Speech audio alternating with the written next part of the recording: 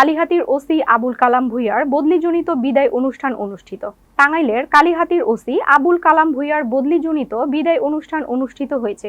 শনিবার 10ই মে দুপুর 12:30টায় কালিহাতী থানার অফিসার ইনচার্জ কক্ষে এই বদলিজনিত বিদায় অনুষ্ঠানে উপস্থিত ছিলেন সহকারী police super Kalihati circle Abdullah Al Imran, second officer Mohammad Mizanur Rahman সহ থানার সদস্যবৃন্দ।